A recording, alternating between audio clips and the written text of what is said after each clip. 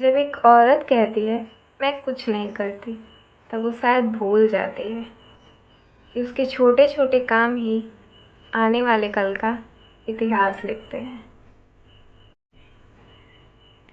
Hi everyone, this is Nikita और आज मैं आपके लिए लेकर आई हूँ एक ऐसी कविता जो हर उस औरत को समर्पित है जो अपने छोटे छोटे काम को हल्के में लेती है।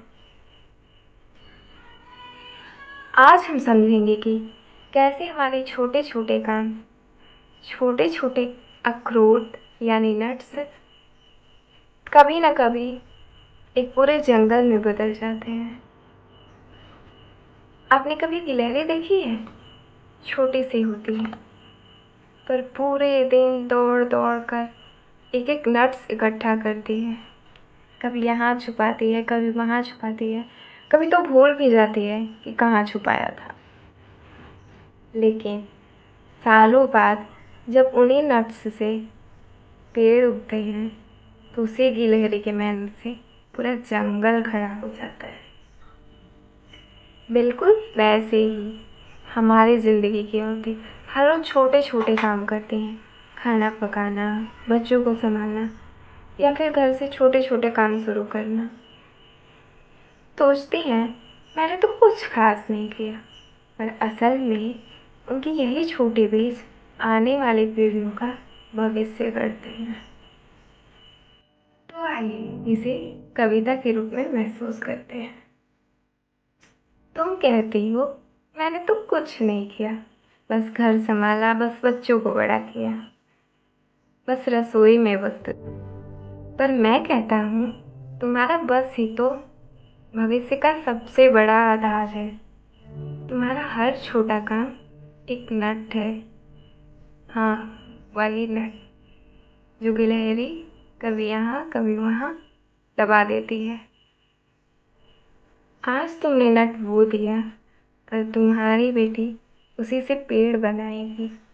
आज तुमने घर की चौखट पे एक सपना रखा, कल तुम्हारा बेटा उसे आसमान तक ले जाएगा। तुम भूल भी जाओगी कि कहाँ रखा था वो बीज, पर जमीन याद रखेगी और आने वाला कल तुम्हारी मेहनत का हिसाब देगा। सोचो, एक औरत घर से पार्लर शुरू करती है, 4-5 ग्राहकों से शुरुआत, थोड़ी मेहनत, थोड़ी थकान।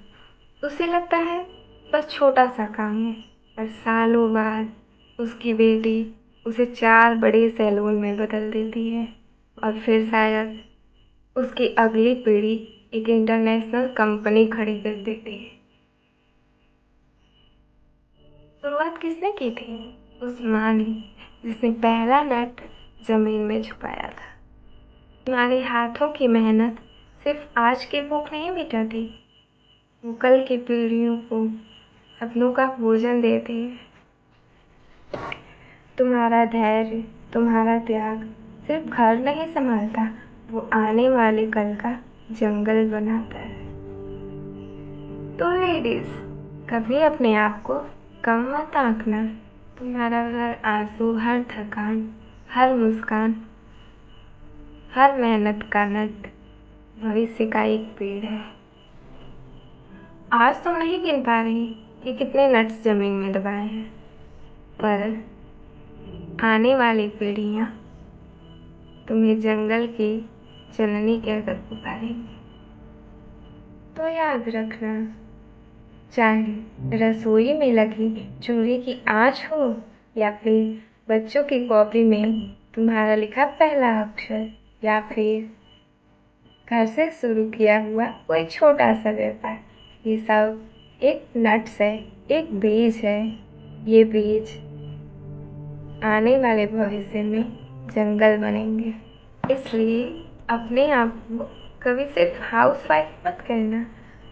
तुम वो गिलहरी हो जिसके नट्स से आने वाली पीढ़ियाँ सांस लेंगी, जीवन पाएंगी। अगर मेरी ये कविता आपके दिल को छू गई है तो इस नट यानी इस संदेश को सिर्फ अपने तक मत रखिए, इसे औरों तक पहुंचाइए। लाइक कीजिए, शेयर कीजिए और चैनल को सब्सक्राइब करके इस जंगल का हिस्सा बन जाइए, क्योंकि आपका एक छोटा सा क्लिक भी शायद किसी और के लिए एक नया बीज बन जाए। धन्यवाद।